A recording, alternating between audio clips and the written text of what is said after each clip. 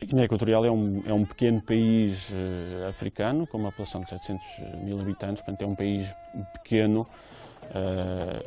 e é um país que se tem destacado por duas coisas: o abuso de direitos humanos e a corrupção desenfreada. Antiga colónia espanhola, onde não se fala português, a Guiné Equatorial prepara-se para ser o 9º membro da CPLP, a Comunidade de Países de Língua Portuguesa. O país está referenciado pelas organizações de direitos humanos como uma das ditaduras mais corruptas do mundo. Há vários anos que este regime despótico procura reconhecimento internacional e usa o dinheiro do petróleo para o comprar. Depois de ter sido negada a adesão à CPLP há 2 anos atrás, entendeu agora que deveria, no ano em que esta questão se volta a colocar, injetar alguns milhões de euros no BANIF, que é um banco descapitalizado, e, segundo se tem falado, no próprio BCP. A Guiné Equatorial tinha relações fortes com França e com bancos franceses.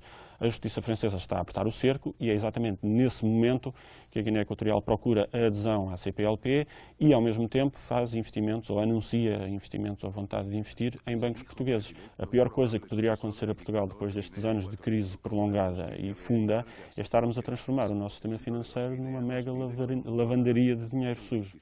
A Guiné Equatorial fica na África Ocidental e é composta pela ilha de Bioko, onde fica a capital, Malabo, e uma zona continental entre os Camarões e o Gabão.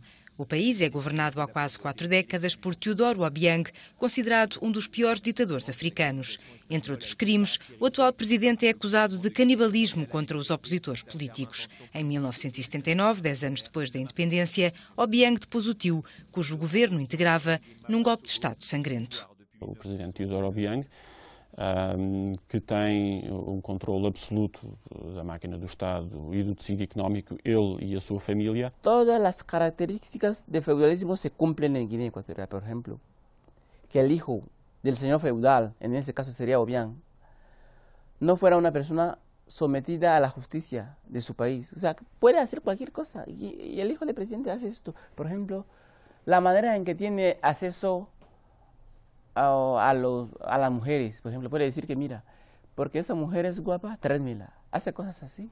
A Guiné Equatorial é o país mais rico da África subsaariana. Tem um PIB per capita semelhante ao do Reino Unido, mas mais de 80% dos habitantes vivem abaixo da linha de pobreza, a maioria com menos de €1 por dia. Segundo as Nações Unidas, 1 em cada 8 crianças morre antes de fazer 5 anos. A esperança de vida ronda os 50 anos.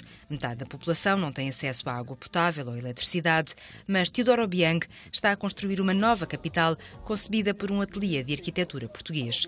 A cidade faraónica deverá estar terminada em 2020, pronta para receber 20 mil habitantes e custará milhares de milhões de euros.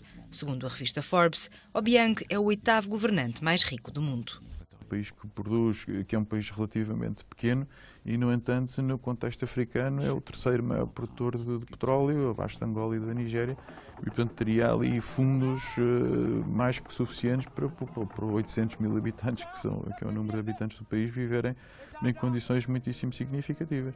Só não o fazem, mais uma vez, porque realmente esse dinheiro é canalizado para outros fins, nomeadamente para o bem-estar da família, em particular do filho do presidente, que é também agora vice-presidente, por decreto presidencial, e que, enfim, é procurado pela Justiça Internacional, quer norte-americana, quer francesa, por evasão fiscal, crimes de branqueamento de capitais e por aí fora.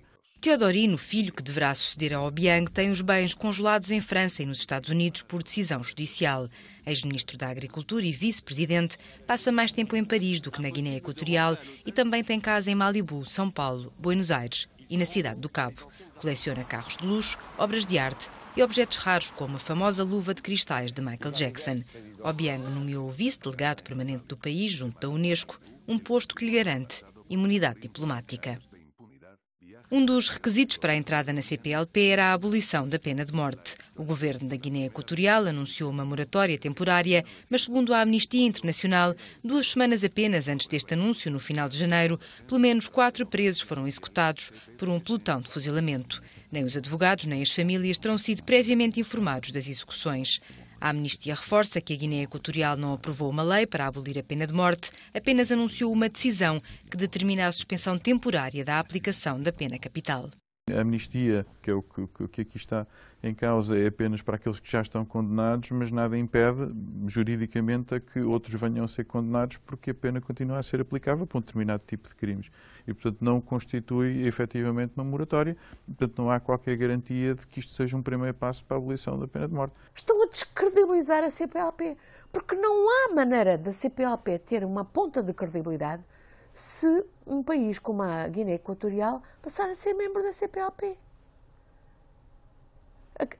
A Guiné Equatorial está à procura de um veículo, não só de respeitabilidade política, mas sobretudo de um veículo de branqueamento de capitais para poder continuar a fazer enriquecer a família Obiang à conta do povo da Guiné Equatorial. Ana Gomes faz parte do grupo de mais de 50 signatários que assinaram uma carta de desagrado face à provável adesão da Guiné Equatorial à CPLP, que acusam de não ser um processo transparente. Para além da pena de morte, da utilização da tortura como meio de investigação e dos índices de corrupção, na Guiné Equatorial ninguém fala português, um dos requisitos fundamentais para justificar a entrada do país na comunidade lusófona. Si insisten en que vayamos a hablar el portugués, no lo vamos a hablar. ¿Por qué? Porque no van a ponernos las cosas fáciles para que lo aprendamos. Obiang no tiene interés en la formación de los guineanos. Y como ya ocurrió con la lengua francesa, que es la segunda lengua oficial de Guinea Ecuatorial, no puso al alcance de los guineanos los instrumentos para aprenderlos. Así que los guineanos no hablamos francés. No nos obligará a hablar, a aprenderla.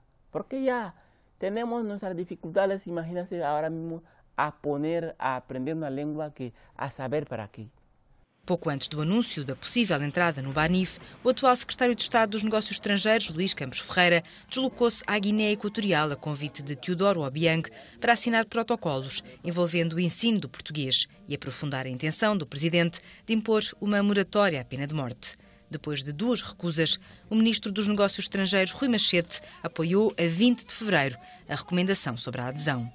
Os chefes de Estado e de Governo dos 8 atuais membros da CPLP preparam-se para consagrar a entrada do regime do ditador na comunidade lusófona. Uma adesão que, para as organizações de direitos humanos, significa a capitulação da CPLP perante os interesses petrolíferos. A Comissão de Preparação da Cimeira de Dili é presidida por Luís Amado, ex-ministro dos Negócios Estrangeiros e atual presidente do Banif, que já anunciou uma tomada de posição relevante da Guiné Equatorial no capital do banco.